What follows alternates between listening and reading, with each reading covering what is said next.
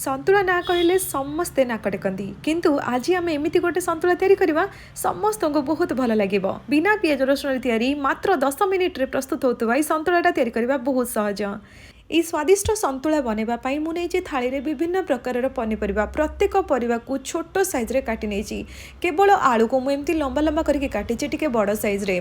बाकी सब पनीपरिया भितर मुझे खम्ब आलू यहाँ है पोई नाड़ी विभिन्न प्रकार पनीपरिया जहाँ भी आपण को पसंद सबू आप नहीं पारे सारू को टे लंबा लंबा करके काटी सागर मुझे पोटल कांकड़ कखारू आउ नहीं गाजर जह्नी आउ अमृतभंडा ता सांगे मुझे पानी रे काटिक रखी बैगण को जहाँफल कि बैगण जमा भी कला पड़ोनी ता सांगे भेंडी भी काटी नहीं आउ कंचा लंका अदा को छेचिवाई गोटे जगार रखी नहीं तेबे चलतु बिना पियाज रसुण आज आम स्वादिष्ट संतुला बनवा जो संतुला कि समस्ते बहुत भल पाइबे। एमितिरे तो संतुला को आप डेक्ची रे बनई पारे किंतु प्रेसर कुकर रे बहुत जल्दी बनीजिव। अल्प टिके तेल गरम करके से आम पकेबा 2टा सुखिला लंका तापर पंच फुटण गोटे चामच एसबू पकई सारा पंच फुटण को फुटापी दबा फुटण जिते फुटीज तापर मुझे पकाउची भेसुंगा पत्र बहुत बढ़िया फ्लेवर आसो तापर मुझे पकाउची आंच को पूरा पूरी कम करके गोटे मुठा बड़ी बड़ी पकेले बहुत ही टेस्ट लगे आ लास्ट रे बड़ी पकेवा किसी दरकार नहीं बर्तमान ही आम छुंक सांगरे पकईकी बड़ी को भाजी नबा बड़ी जितेबाला एमती टिके गोल्डन कलर होतापर आम छेचिकी रखिथिबा अदा और कंचा लंका को पकई नबा पियाज रसुण खाउथिले पियाज कटा आउ रसुण छेचिकी बर्तमान ही ऐड करनेबे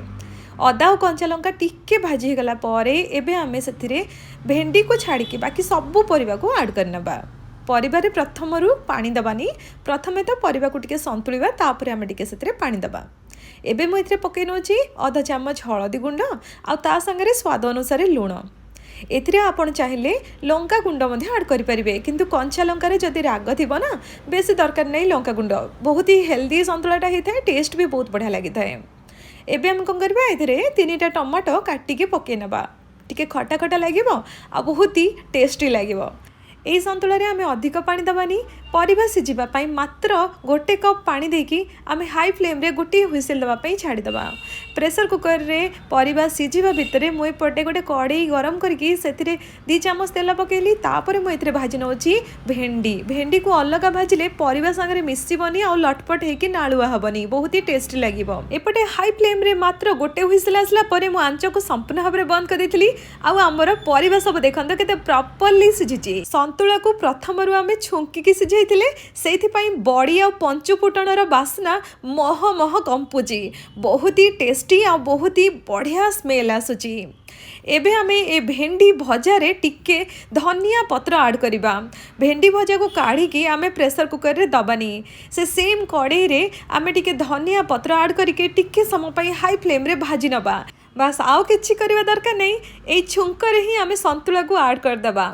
ओहो बहुत ही बढ़िया टेस्टी संतुला आमर प्रस्तुत हो जाइए किंतु याकू आमे जस्ट गोटे मिनिट पाई भल कि गोले सारा पर टिके समय पाई घोड़े दबा बिना मसला रे बिना पियाज रसुण रे एते टेस्टी संतुला आपण घरे भी तैयारी करेंगे देखिए समस्ते बहुत भल पाइबे।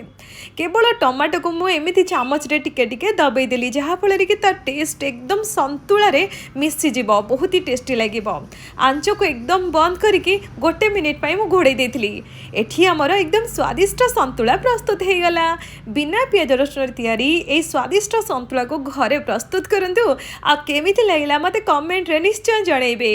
जदि आपण मानकु ए रेसिपी भल लागुची वीडियो को लाइक शेयर और चैनल को सब्सक्राइब कर दियंतु। जय जगन्नाथ।